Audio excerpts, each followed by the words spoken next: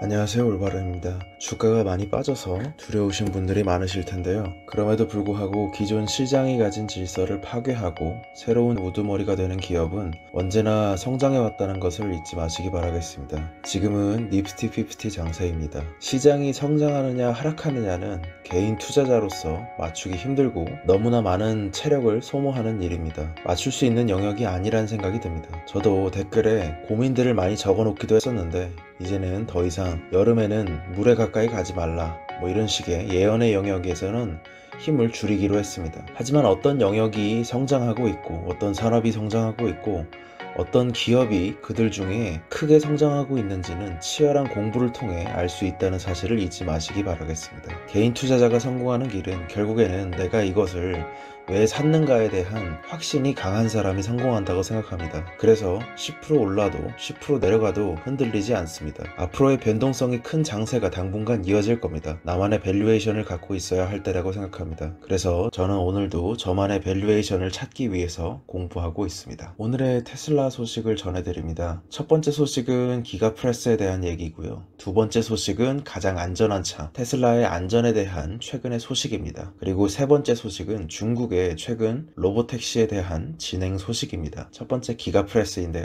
예전에 영상을 올릴 때 최적화에 대한 집념 부분에 올리려고 했었는데 이 부분을 빼먹었습니다. 이 테슬라가 계속해서 공정을 간단화하고 자동화하려는 부단한 노력들이 보이는 부분이었습니다. 모델 3의 리어 언더바디에서 70개로 부품이 이루어져 있었는데 모델 Y에서는 커다란 프레스를 통해서 두 개의 피스로 줄였고 이것을 이제 최근에는 결국엔 싱글 캐스트로 한 번에 찍어내겠다는 겁니다. 제조 컨설팅 회사인 하버리절트 사장이 말한 걸 보니까 머스크가 엔지니어들한테 창의력을 발휘하도록 압박했기 때문이라는 그런 얘기가 있는데요. 예전에 스티브 잡스 얘기랑 많이 좀 비슷하다는 생각이 들었습니다. 그래서 결국에는 조립에 들어가는 수고를 덜고 사람을 절약하기 때문에 아무래도 인건비를 약 20%가량 절약할 수 있을 거라고 합니다. 공정의 시간도 줄어들고 다른 라인업의 차량에도 이를 접목시키기 위해 노력 중이며 초기 투자로 인해서 이 방식이 비용은 상당히 많이 들지만 생산 능력을 높이기 위해서 체력을 쌓는다고 보시면 될 것 같습니다. 연간 100만 대의 차량을 제조하는 머스크의 비전에 도달하고 있다는 평입니다. 이런 식으로 70개의 부품을 2개로 줄인 바 있습니다. 이것을 이제 하나로 줄이겠다는 거죠. 그리고 알아보다 보니까 전기 배선에 대해서 줄이는 내용도 있었습니다. 전기 배선을 줄이면 아무래도 무게와 비용도 줄이고 기술의 복잡성도 줄일 수 있기 때문에 전선의 길이도 계속해서 줄여나가고 있습니다. 모델 S에는 약 3km 정도의 전기 배선이 들어가 있었는데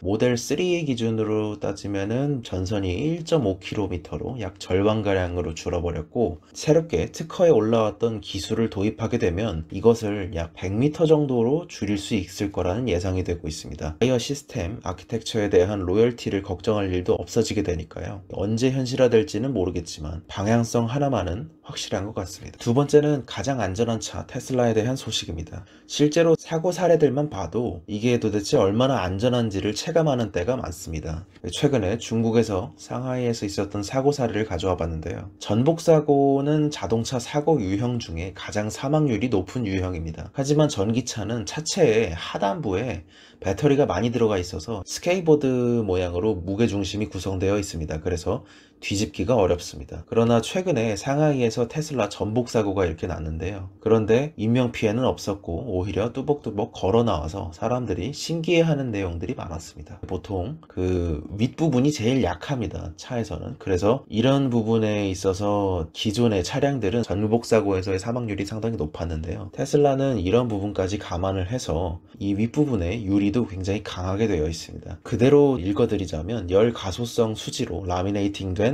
두 겹의 강화 유리로 이루어져 있습니다. 이게 차량 루프에 일반적으로 사용되는 얇은 금속 시트보다 더 단단하다고 합니다. 유리 지붕임에도 위에 차가 이렇게 올라가 버렸는데도 운전자는 다치지 않았고 그대로 걸어 나왔다고 합니다. 차량에 관련된 통계에서도 압도적인 수치를 보이고 있습니다. 테슬라 모델들이 세계의 모든 차량들 중 상해율이 압도적으로 낮은 것을 보일 수 있습니다. 세 번째는 중국의 로보택시 얘기입니다. 대표적인 기업으로 언급되고 있는 것이 이제 스타트업인 위라이드와 바이두, 기글리, 디디 추싱 등이 있습니다. 여러 기업들이 광저우와 상하이 등 대도시에서 상용화를 예정하고 있고 하반기 출시 등을 앞두고 있습니다. 이런 식으로 디디 추싱은 2030년까지 100만 대, 로보택시가 속속 등장하고 있고 알리바바는 오토엑스, 이런 식으로 중국에서의 로보택시가 상당히 활성화되고 있는 모습입니다. 아무래도 이제 연구 목적이 아직은 더 크지만 그럼에도 불구하고 실제 프로토타입들을 내놓고 이것을 운영함으로써 더 빨리 나가려고 하는 모습입니다. 그래서 생각이 들었는데 혹시 이렇게 되면 혹시나 테슬라도 머스크는 이전에 로보택시가 사실 이미 준비는 되어 있다라고 말한 적이 있습니다. 그러나 실제 도로에서 달리는 건 또 다른 이슈이다라고 말한 적이 있는데요. 이런 식으로 우리의 이미 기술은 지금 좋아 보인다, 괜찮다 이런 얘기를 한 적이 있고 이것은 업데이트 될 거란 시스템의 얘기입니다. 오늘의 테슬라 소식은 짧게 좀 전해드렸는데요.